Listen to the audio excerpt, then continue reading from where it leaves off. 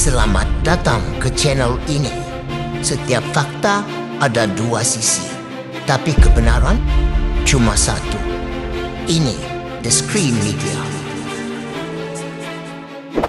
Skandal Lombong, warisan Jabar pemimpin star PBS Saman jika difitnah.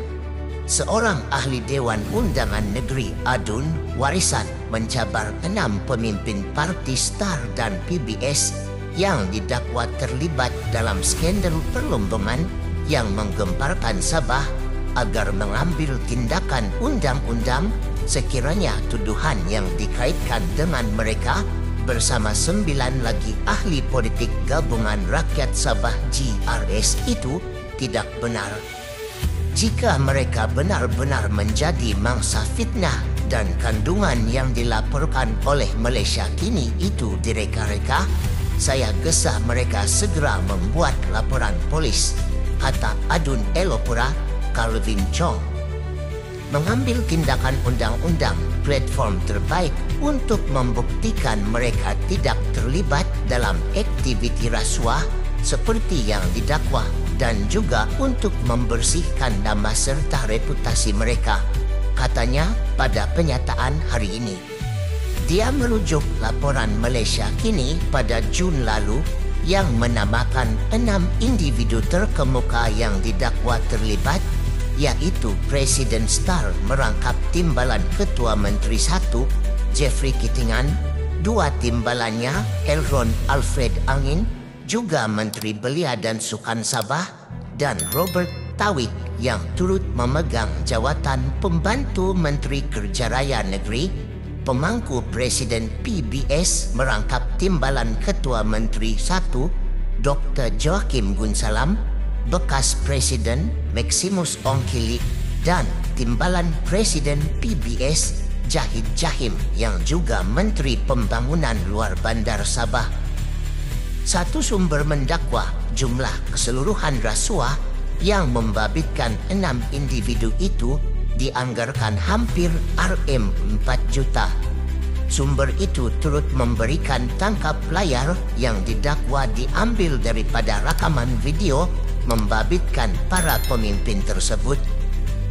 Malaysia kini turut ditunjukkan petikan ringkas rakaman itu, namun tidak dibenarkan menerbitkannya. Susulan laporan itu, Kitingan menafikan menerima rasuah sebanyak Rm1.78 juta dan menyifatkan tuduhan itu sebagai serangan bermotif politik yang bertujuan menggugat, memburukkan dan meruntuhkan kerajaan Sabah.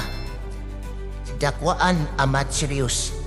Presiden Star itu turut memberi amaran untuk mengambil tindakan undang-undang terhadap laporan yang dianggapnya sebagai tidak bertanggung jawab dan memudaratkan.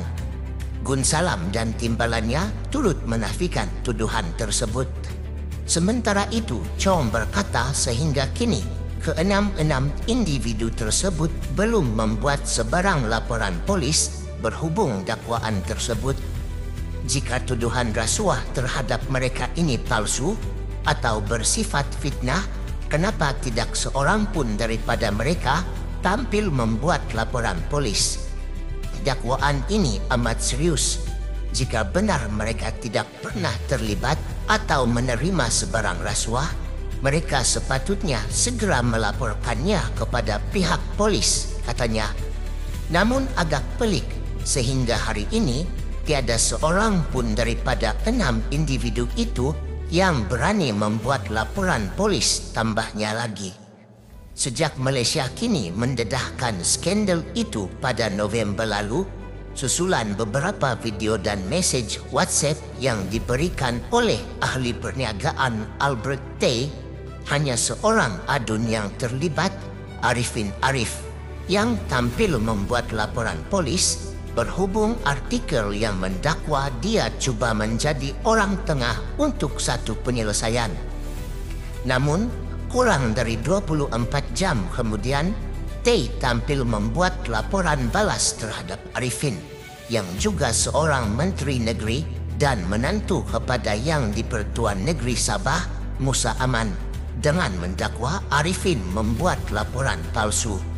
Semalam, peguam kepada T telah menulis surat kepada Ketua Polis Negara Khalid Ismail untuk mendapatkan kemas kini berhubung siasatan terhadap laporan yang dibuat terhadap Arifin pada 6 Februari lalu. Sekian daripada kami di The Screen Media.